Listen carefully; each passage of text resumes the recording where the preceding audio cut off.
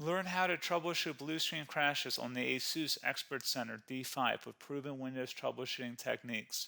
This video covers common blue screen of death fixes that can help restore stability.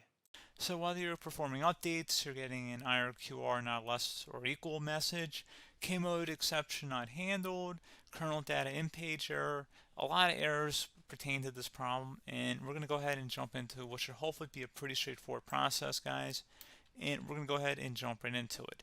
So first thing I'd recommend doing would be to actually go ahead and boot to the troubleshooting utility on Windows 11. So if you do a hard power off 3 times in a row, Windows should automatically attempt to launch the starter prepared utility. And if it doesn't find anything, it will give you the option to select advanced settings, in which case it will take you to a screen that looks like this. Now, if it does not take you to a screen that looks like this, or you're unable to get to that, you can also download the Windows 10 Media Creation Utility, or Windows 11. They probably will make a creation utility for Windows 11 at some point. And it doesn't really matter, you can actually run the Windows 10 utility on Windows 11 as far as I'm aware. And you should be able to run the troubleshooting utilities built in within it. So you just would go ahead and download it to an ISO file and then burn it to a DVD or USB. It'd have to be about 4 gigabytes or more. It couldn't be a small USB flash drive, and it couldn't be a CD. It'd have to be a DVD. And then you boot your computer from it. So depending on the computer manufacturer, you'd have to tap a different key on your keyboard in order to launch that menu, in order to select what boot drive you want to go off of. So it could be anything between the escape key, F2, F8, F12, for example, and those are the function keys on the top of your keyboard. So you may have to just do a little bit of trial and error. Shouldn't take you more than a couple minutes. Googling it would probably be best before you even begin. But anyway, we're ready to go ahead and jump right into it. So we're on the choose an option page. So these will look very similar whether you're booting from it directly within Windows itself, or if you're plugged in a USB flash drive with the media creation utility installed and you selected the recovery option. So when you are setting up your Windows 11 installation or Windows 10, depending on the drive you're using, there should be an option to repair your computer in the bottom left corner of the dialog window, one of the first screens that comes up. You go ahead and select that, and then it would take you to a troubleshooting screen like you see here. And you want to go ahead and select troubleshoot, reset your PC, or see advanced options. And then there are going to be a whole bunch of options in here that we're going to explore in today's video. The first one, we're going to actually go underneath advanced options and then select startup repair, fix problems that keep Windows from loading. So go ahead and select that first.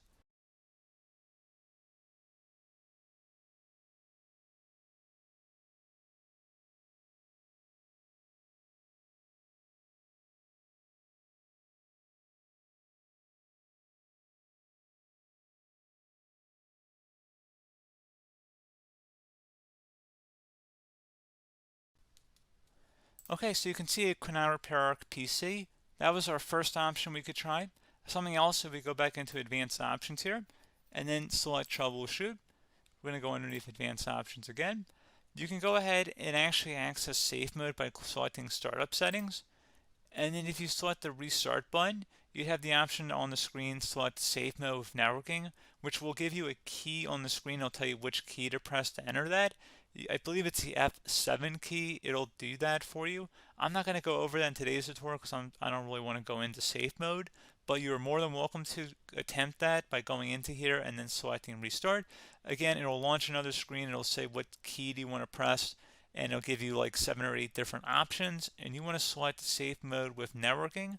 There's also an option for a command prompt too, but that's going to be something we're going to cover later in this video, and we don't even have to go through that in order to access it. So that's why I'm not going to really push for that, because unless you know exactly what's causing the problem, you probably don't need to go into safe mode.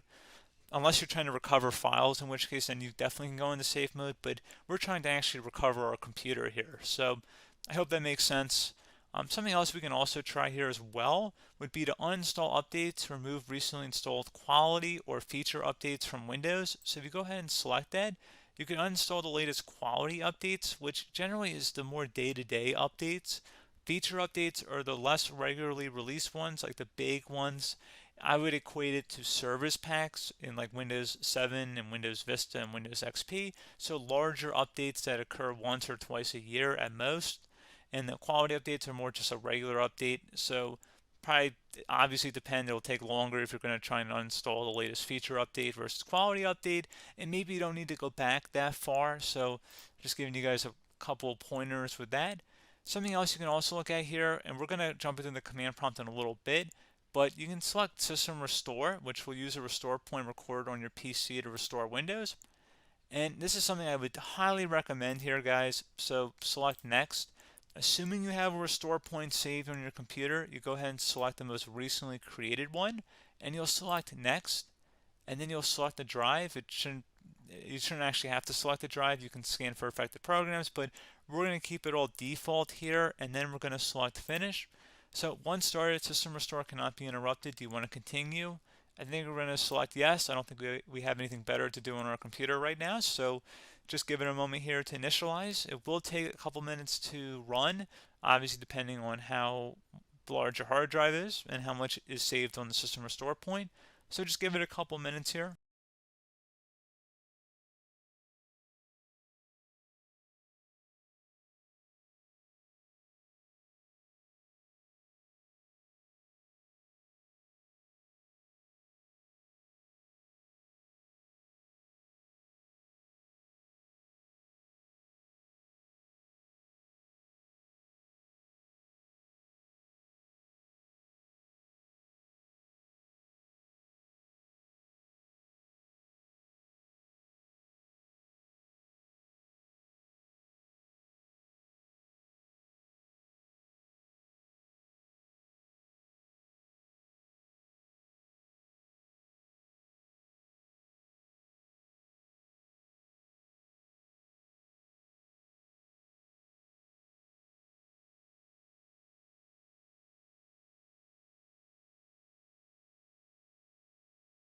Okay, so you can see System Restore completed successfully. The system has been restored. Your documents have not been affected. Click the Restart button to restart your computer. Go ahead and select Restart.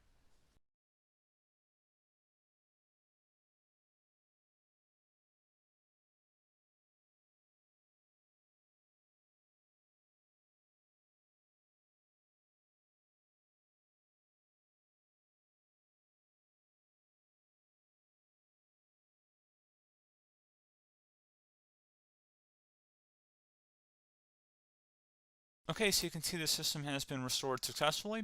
We're going to go over a couple different methods in addition to that if that did not work. So I'm just going to pause the video and we're going to start back on the recovery screen that we started with. Okay, so a couple other things we can try here too. If you go back into Troubleshoot, you can select Reset Your PC, while you choose to keep or remove your personal files and then reinstalls Windows.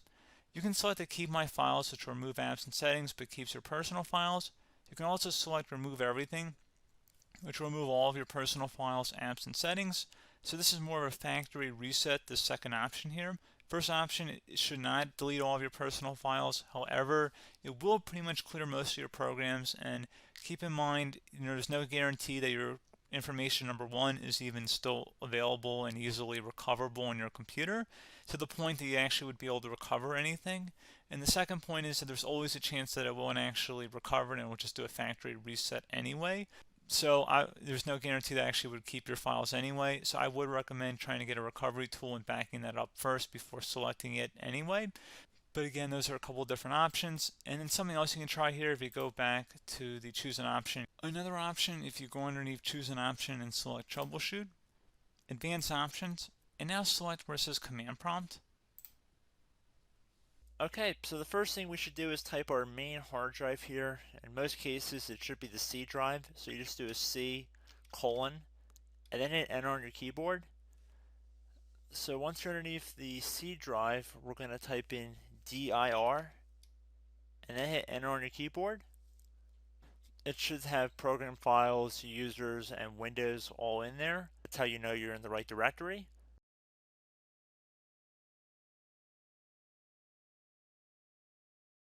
In some cases, it might be the D drive as well, so just keep that in mind.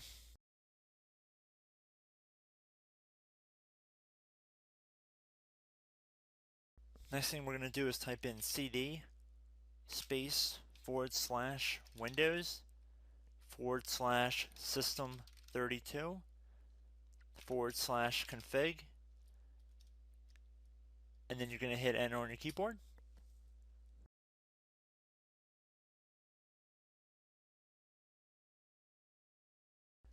So now you're going to type MD space backup.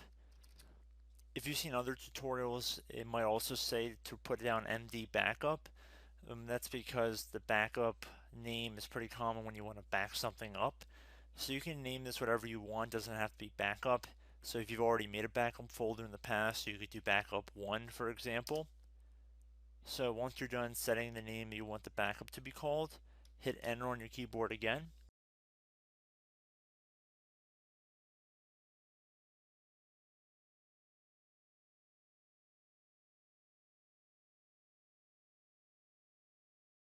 At this point you want to type copy, C-O-P-Y, space, then you want to do the star symbol above the 8 key, then do a period or a dot, whatever you want to call it, then another star sign, and then another space, and then type backup, and then hit enter on your keyboard.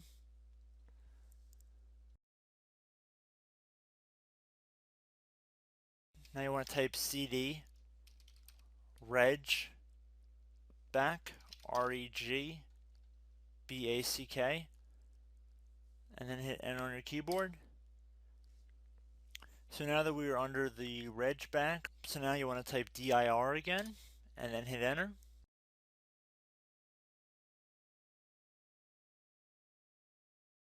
So now at this point we're going to type copy again. So copy, space, star sign,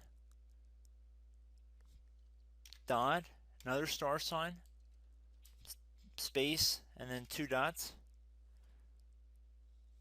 So we're going to type copy, space, star sign, dot, sign,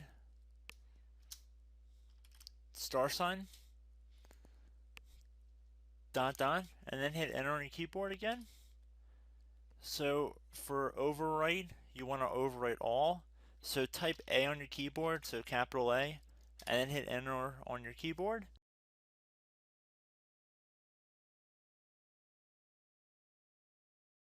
So at this point you should be good to go. You can close out of the command prompt window, and if you accidentally continue to Windows 10 you should be all set. So I hope one of these 3 or 4 different methods we went through in this tutorial helped you guys out. Again, I'm not sure if you guys heard me earlier, but try to go back into your safe mode if possible and uninstall any programs you know might be conflicting with the Windows startup if you can get into safe mode. So just keep that in mind. Something very simple like that could be blocking up everything. So again, I hope this tutorial helped you guys out, and I will catch you in the next tutorial. Goodbye.